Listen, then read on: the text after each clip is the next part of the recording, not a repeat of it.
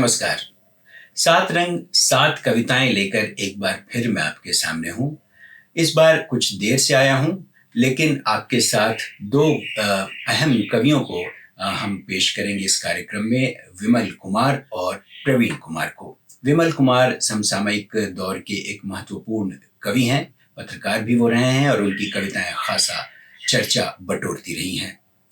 और प्रवीण कुमार गाजियाबाद में रहकर साहित्यिक सांस्कृतिक गतिविधियों में खासे सक्रिय रहे हैं। उनकी ढेर सारी कविताएं चर्चित रही हैं और पेशे से वो वकील जरूर हैं, लेकिन कविताएं वो बचपन से लिखते रहे हैं। अपनी कालेजई कवियों की जो श्रृंखला है उसमें हम आपको मिलवाएंगे डॉक्टर हरिवंश राय बच्चन से। उनके बारे में कुछ कहने की जरूरत नहीं है। 1976 में दूरदर्शन ने उनका एक लाइव कार्यक्रम रिकॉर्ड किया था, वो हम आपके लिए साभार लेकर आए हैं। आप सुनेंगे तो बेशक आपको अच्छा लगेगा।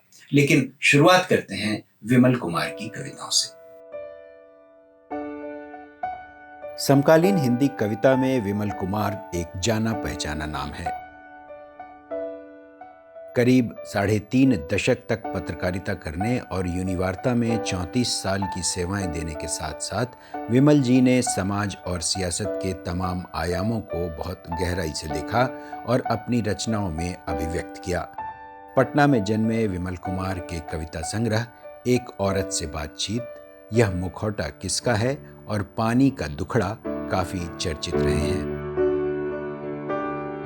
कहानी संग्रह कॉल गर्ल और उपन्यास chand@आसमान.com और नाटक चोर पुराण भी काफी पसंद किए गए।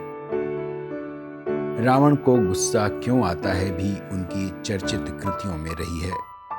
उनकी कविताओं का रूसी भाषा में भी अनुवाद किया गया है और उन्हें भारत भूषण अग्रवाल, शरद बिल्लौरे सम्मान समेत कई पुरस्कारों से नवाजा जा चुका है।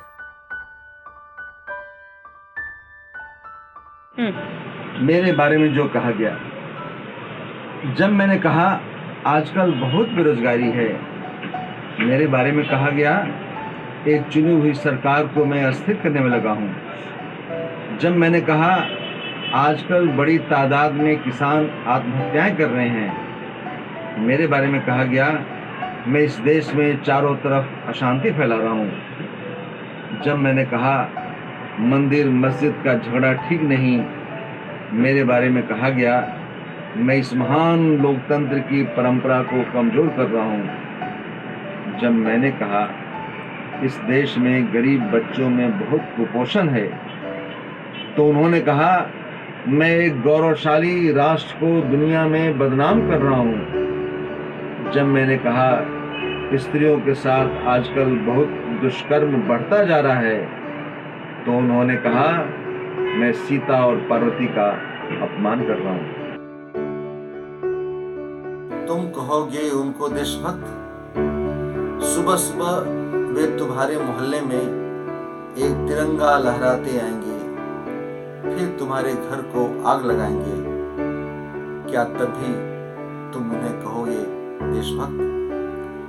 एक दिन भी सड़क पर घोंप देंगे पीछे से तुम्हारी पीठ में वे चाकू, क्या तब भी तुम कहोगे उन्हें देशभक्त?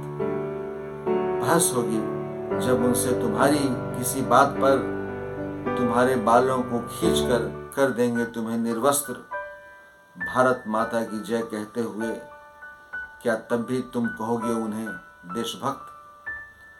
खतरे में था तब भी यह देश, जब एक भ्रष्टाचारी को बता रहे थे लोग परम धर्मनिरपेक्ष, लुटेरे को माफ किया जा रहा था क्योंकि वह समाजवादी था। भूखमरी और बेरोजगारी का चारों तरफ आलम था। चुनाव में दिखाए जा रहे थे केवल सपने, अपने ही देश के अब हम नागरिक नहीं थे। हर बार चले गए मतदाता थे, अपने अधिकारों से वंचित थे। सच पहले भी कहते थे लेकिन देशद्रोही नहीं थे। मुस्कुराइए कि आप न्यू इंडिया में हैं। भूख से जब जान निकल जाए, घर में एक दाना न हो, मुस्कुराइए कि आप कालाहांडी में हैं। अन्याय का जब आप विरोध करें, तो आपके भीतर पत्थर ठूस दिए जाएं। मुस्कुराइए कि आप छत्तीसगढ़ में हैं। इतना विकास हो और न्यू मंडल बने कि सरकार ही दंगे कराए, गर्भवती के पेट में तलवार भोंक दी जाए। मुस्कुराइए कि आप गुजरात में हैं। एक मासूम बच्चे के साथ बलात्कार हो, शव फेंक दिया जाए मंदिर में, फिर इस पर तिरंगा लेकर लोग निकले। मुस्कुराइए कि आप कठुआ में हैं। अपने हक के लिए आप लड़े, दलितों की बस्ती ही जला दी जाए, मौत के घाट उतार दिए जाएं। मुस्कुराइए कि आप बिहार में हैं। दर दर भटकने पर नौकरी न मिले और नशे में एक पीढ़ी ही डूब जाए। मुस्कुराइए कि आप पंजाब में हैं। अखबार में लिखने पर एक पत्रकार के घर में सुबह सुबह हत्या हो जाए। मुस्कुराइए कि आप बेंगलोर में हैं। एक अभिनेत्री के साथ यौन दुर्व्यवहार हो, विरोध करने पर उन्हें धमकी दी जाए। मुस्कुराइए कि आप मुंबई में हैं। रात में किसी के साथ आप जा रहे हो, पीछे से पुलिस आपको गोली मार दे और आपको अपराधी बताया जाए। मुस्कुराइए कि आप लखनऊ में हैं। सच बोलने पर जब आपको देशद्रोही बताया जाए, प्रधानमंत्री की हत्या के आरोप में आपको फंसाया जाए। मुस्कुराइए कि आप न्यू इंडिया में हैं। अभी आपने सुनी विमल कुमार की कविताएं। कितना गुस्सा था, कितना आक्रोश था, ये आपने महसूस किया। अब आपको ले चलते हैं प्रवीण कुमार के पास। प्रवीण कुमार की कविताएं कुछ अलग तरह की हैं, आप खुद सुनिए। गाजियाबाद के साहित्यिक सांस्कृतिक परिदृश्य में प्रवीण कुमार एक जाने पहचाने नाम हैं। लंबे समय तक देश के वयोवृद्ध कहानीकार सेरा यात्री समेत शहर की जानी मानी हस्तियों कुंवर बेचैन, सुभाष अखिल, धनंजय सिंह आदि के सानिध्य में अपने रचनाकर्म को सींचते संवारते प्रवीण कुमार ने वकालत करते हुए खुद के भीतर के कवि कहानीकार को भी आकार दिया। 20 साल की उम्र में उनका पहला कविता संग्रह आया रेशमी कमल। फिर 10 साल बाद आया गिरती हैं दीवारें। उनका ताजा कविता संग्रह बुतों के शहर में। उनके 2 कहानी संग्रह भी आए, पर्दों के उस पार और वक्त से रूबरू। गाजियाबाद की संस्था अमर भारती साहित्य संस्कृति संस्थान से भी वो सक्रियता के साथ जुड़े हैं और लगातार साहित्यिक सांस्कृतिक आयोजनों में सक्रिय रहते हैं। नियंता नहीं हो तुम। कुदरत ने अपनी सबसे काबिल औलाद से बस वही चाहा जो चाहते हैं सभी माता पिता। कुदरत ने अपनी सबसे काबिल औलाद से बस वही चाहा जो चाहते हैं सभी माता पिता। वह सहायक बने उनकी शेष संतानों की परवरिश और देखभाल में। वह सहायक बने उनकी शेष संतानों की परवरिश और देखभाल में। उसके ऊपर दायित्व था कुदरत के नैसर्गिक सौंदर्य को अक्षुण्ण रखने का। उसके ऊपर दायित्व था कुदरत के नैसर्गिक सौंदर्य को अक्षुण्ण रखने का, नदी पहाड़ झरने के साथ गुनगुनाने का, अपने सहोदर जीव वनस्पतियों की रक्षा का। मगर अफसोस, कुदरत ने अपनी जिस संतान को किया सर्वाधिक प्रेम, कुदरत ने अपनी जिस संतान को किया सर्वाधिक प्रेम, जिस पर किया बेहिसाब यकीन, उसी ने घोंपा उसकी छाती में खंजर।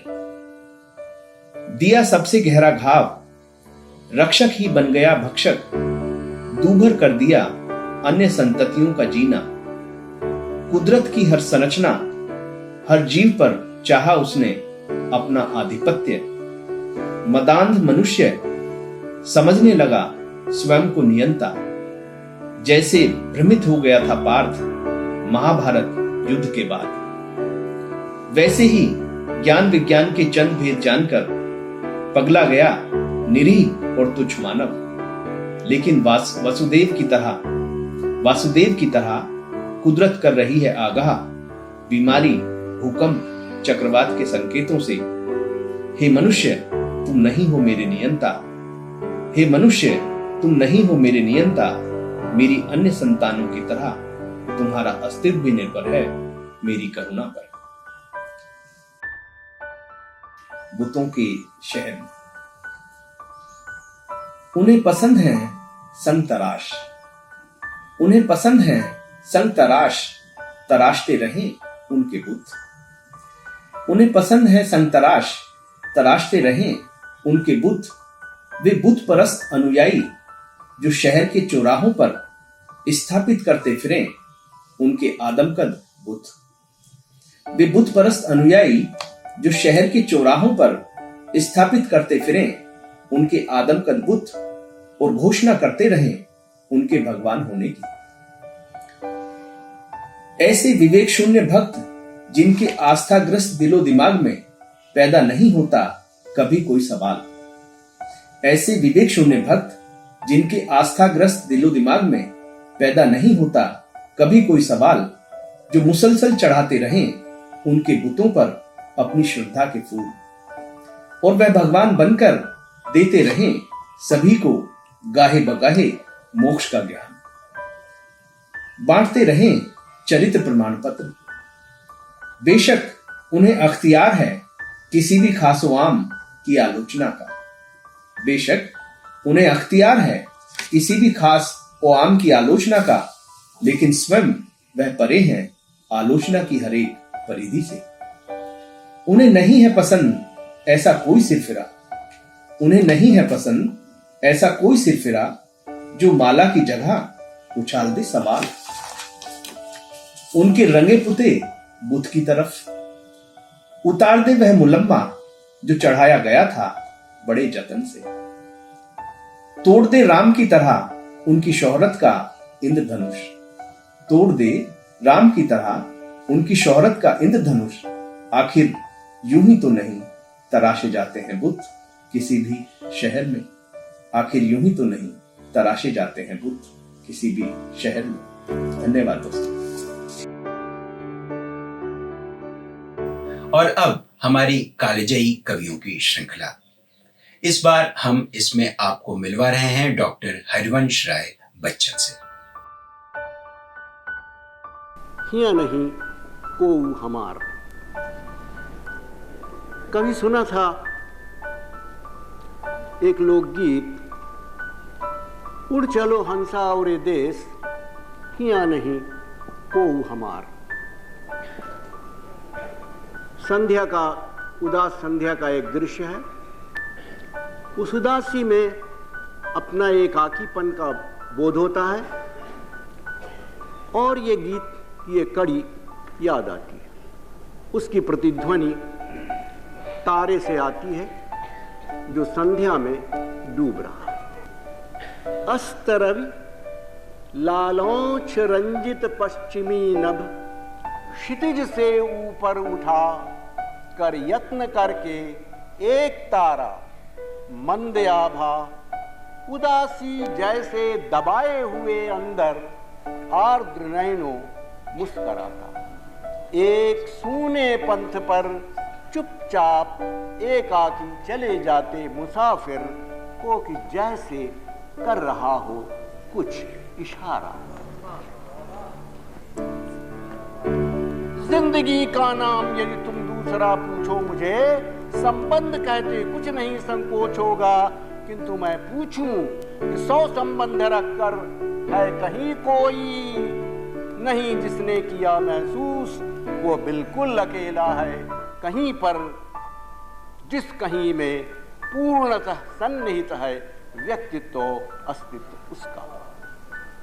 और ऐसे कूट एकाकी क्षणों में क्या हृदय को चीर करके है नहीं फूटा कभी आह्वान यह अनिवार्य, उड़ी चलो हंसा यौरे देश, या नहीं को हमार।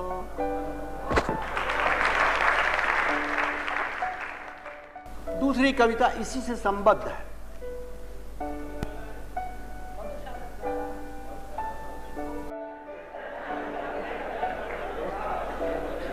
आत्मा आह्वान करता है, उड़ चलो हंसा और ये देश, यहाँ नहीं को हमार। दूसरी कविता का शीर्षक है उड़ कर कहाँ जाओगे। उसी से ये कविता संबद्ध है। उस दिन अंधेरी और उदासी में डूबी संध्या में अपने अकेलेपन से ऊब तुमने आत्मा आह्वान किया था, उड़ चलो हंसा और ये देश, यहाँ नहीं को हमार। हंसा तुम बड़े भोले हो, उड़कर कहां जाओगे। अगर इस बहुपरिचित देश में तुम्हें नहीं अपनाया गया तो और अजनबी देश में तुम्हें क्या अपनाया जाएगा। हंसा तुम कितने नादान हो। अपनी अनुभवों से बोझिल इतनी लंबी उम्र में भी तुमने ये नहीं सीखा देखा कि यहां अपनाए जाने की ललक जितनी प्रबल है उतना ही अटल है। ये सत्य कि यहाँ किसी को कोई अपनाता नहीं, अपना नहीं सकता। हंसा तुम बड़े नादीदा। इतनी अनुभवों से बोझिल उम्र में भी तुमने ये नहीं देखा सीखा कि यहाँ अपनाए जाने की ललक जितनी प्रबल है उतनी ही अटल है। ये सत्य कि यहाँ कोई किसी को अपनाता नहीं, अपना नहीं सकता। हंसा तुम बड़े नादीदा हो। और अगर आखिरी उड़ान तुम्हारे ध्यान में है जिसमें पर झड़ जाते हैं, सांस उखड़ जाती है, काया छूट जाती है, तो वह देश से आदेश में होगी। अगर आखिरी यात्रा तुम्हारे ध्यान में है जिसमें पर झड़ जाते हैं, सांस उखड़ जाती है, काया छूट जाती है, तो वो यात्रा देश से आदेश में होगी, काल से अकाल में होगी, शब्द से निशब्द में होगी, अबोल में, मौन में। तुम इतना भी नहीं जानते हंसा, तुम कितने अनजान। तुम्हारा अस्तित्व बोलने में है, तुम्हारा अस्तित्व बोलने में है, भोगे का भेद खोलने में है। अब अकेलेपन को रोते हो, तब अबोलेपन को रोओगे, शब्द साथी भी खोओगे। हंसा तुम बड़े अभागे हो, पर अभाग को भोगने से कब भागे हो। हंसा तुम बड़े अभागे। तुम्हारा अस्तित्व बोलने में है, भोगे का भेद खोलने में है। अब अकेलेपन को रोते हो, तब अबोलेपन को रोगे, शब्द साथी भी खोगे। हंसा तुम बड़े अभागे हो, पर अभाग को भोगने से कब भागे हो। 4 कम 80 बरस की उम्र में गाना मेरे लिए मुश्किल है। मधुशाला सुनने के लिए आपको 50 बरस पहले मेरे पास आना था, वो तो अब आप मेरे लड़के से सुनिए।